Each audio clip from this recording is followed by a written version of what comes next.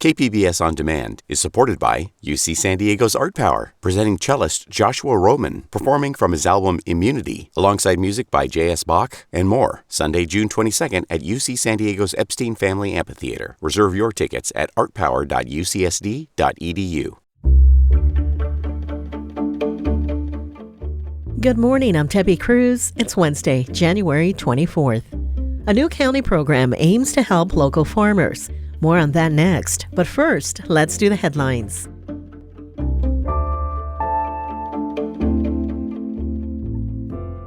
Members of the California Faculty Association are back to work after reaching a tentative contract agreement with the CSU. The strike by Cal State lecturers, professors, counselors, librarians, and coaches ended after one day. Their union, the California Faculty Association, managed to negotiate a tentative agreement allowing the spring semester to begin. Grace Ligon is a junior, happy to be back in class at SDSU. The back and forth with classes being canceled and then not canceled anymore, that was a little bit confusing, but I mean, if the strike served its purpose, then I'm happy for the teachers. The tentative agreement includes a salary increase of 10% by July 1st, an increase in the base salary for the lowest paid faculty, and an increase in paid parental leave from 6 weeks to 10 weeks. There's another public forum this evening where San Diegans can give input on what they want in their next chief of police. The current chief, David Nisleit, is stepping down in June. Today's meeting starts at 5:30 p.m. at the Balboa Park Club. If you can't make the meeting but still want to share your thoughts, there's also an online survey where you can share your input. Search San Diego Police Chief Survey to find it. The annual Farmers Insurance Open at the Torrey Pines Golf Course in La Jolla kicks off today.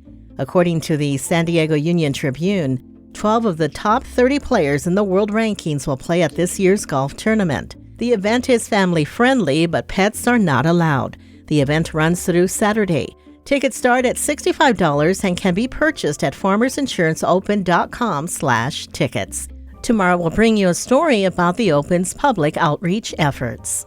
From KPBS, you're listening to San Diego News Now. Stay with me for more of the local news you need. KPBS On Demand is supported by UC San Diego's Art Power, presenting cellist Joshua Roman, performing from his album Immunity, alongside music by J.S. Bach and more, Sunday, June 22nd at UC San Diego's Epstein Family Amphitheater. Reserve your tickets at artpower.ucsd.edu.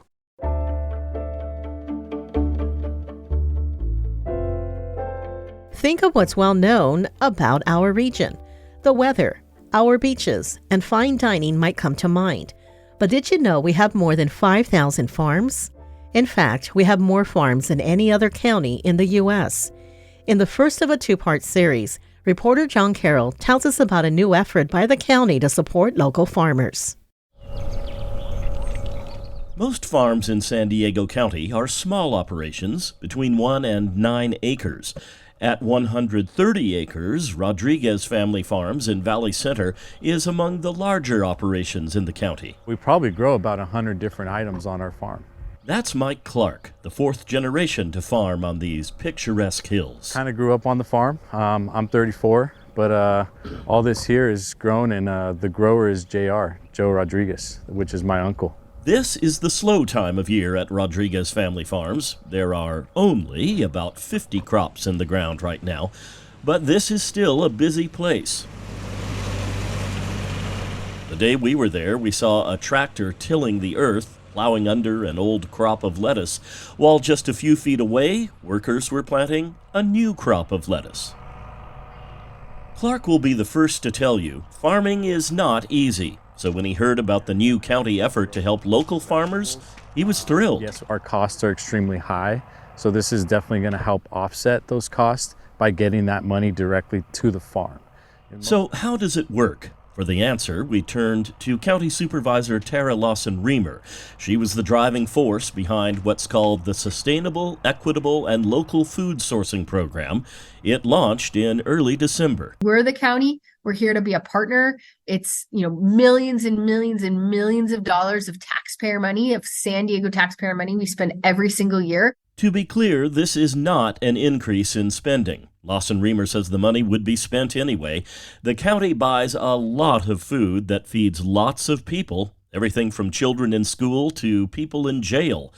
What's different now is a set of values that the folks who procure food for the county will have to follow. So there's a lot of different values that we gave them, but those were really the core ones around equity and local sourcing and environmental sustainability and workers, and said, okay, now when you put a bid out for procurement, the most competitive bids are going to be the ones that show that they're competitive in these specific areas, that can show that they treat their workers well. They can show that they have regenerative and organic farming practices that are local. It's very hard to compete with Mexico product and product from up north. So for us, being able to work directly with these buyers is tremendous. You know, they're able to respect the fact that our cost is higher being here in San Diego and give us the money directly. That's huge. There is more to this new approach than the county and the farmers. Tomorrow we'll take you to a San Diego business that plays an important role in making the program work. Here's Kristen Kavernland of the Food Shed Cooperative. We are a multi-stakeholder cooperative. We're owned by our workers and by our farmers. And we kind of came together in 2020, a couple farms, to try to collaborate and do emergency food relief during the pandemic. And we'll hear from one of Mike Clark's relatives who has a unique way of getting out the message about the importance of organic, sustainable farming. Yo, last of a dying breed, protectors of a righteous creed. We need more non-GMO seeds. Yep, he raps about it. You don't want to miss that. John Carroll, KPBS News.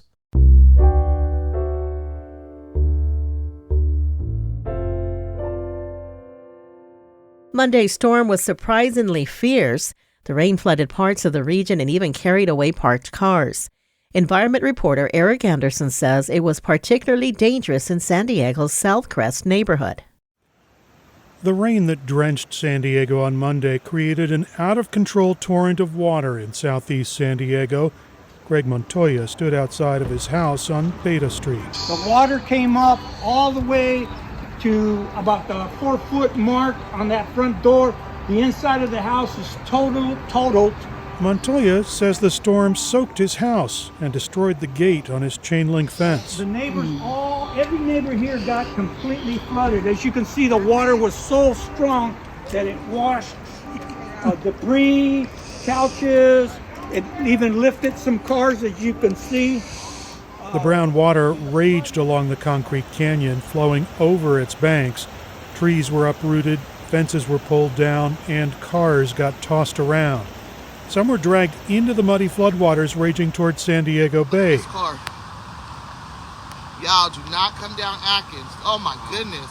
Layla Aziz shared video of the torrent in southeast San Diego.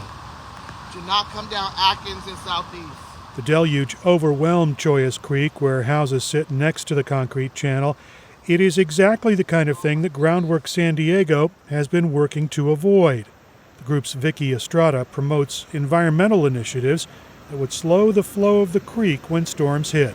Choyas Creek has many, many branches, and many of them do have concrete channels. And what happens when the water hits, when the storm water hits the street, it goes into a storm drain, goes into the concrete channel.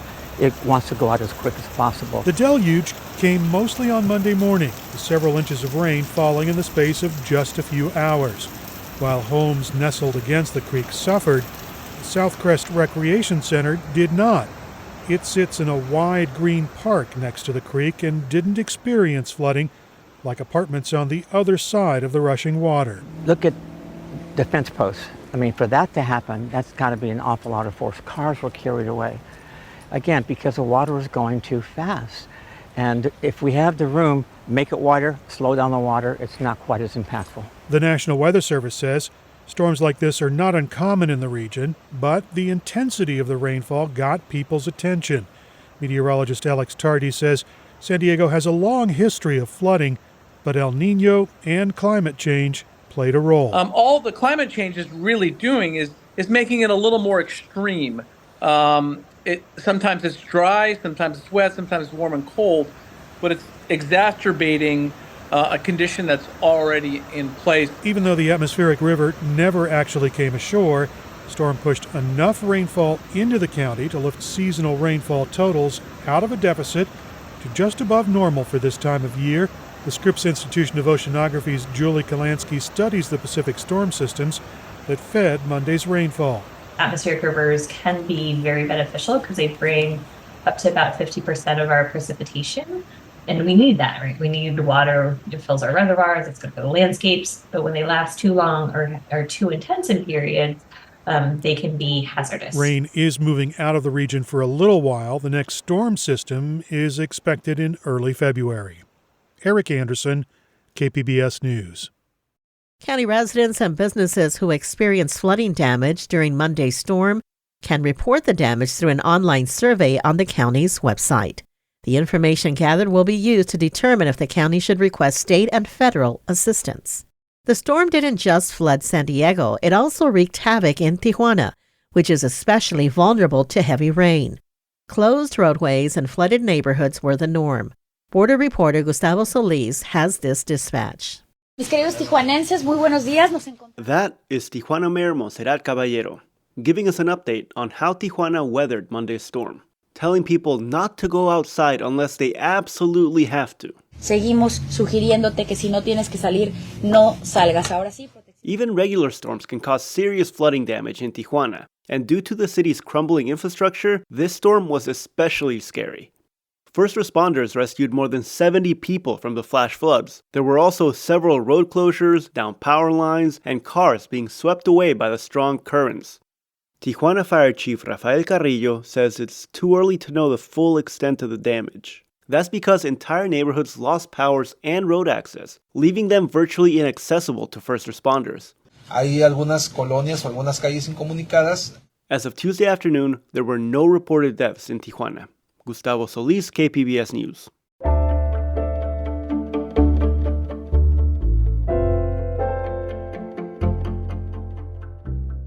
And before you go, there is a challenge going on this week to help kids practice acts of kindness. Now through Friday, not only here in the county but all across the world, kids are participating in the Great Kindness Challenge. It was created by the nonprofit organization Kids for Peace and started out of 3 schools in Carlsbad 13 years ago. Kids for Peace gives kids opportunities to volunteer, learn about other cultures, and take care of the earth. The goal of the challenge is to prevent bullying and create more connection, inclusion, and compassion. Jill McManigal is the co-founder and executive director of the nonprofit. The Great Kindness Challenge is all about kids practicing kindness and making it a habit. And it's having this concentrated week of celebration around kindness. There's a checklist on the GreatKindnessChallenge.com to help out with ideas for the week. Some of the kind acts include smiling at 25 people, helping a teacher with a needed task, and reading a book to a younger student. That's it for the podcast today. As always, you can find more San Diego news online at kpbs.org. Join us again tomorrow for the day's top stories. Plus, we'll bring you part 2 of the story about local farmers. I'm Debbie Cruz. Thanks for listening and have a great Wednesday.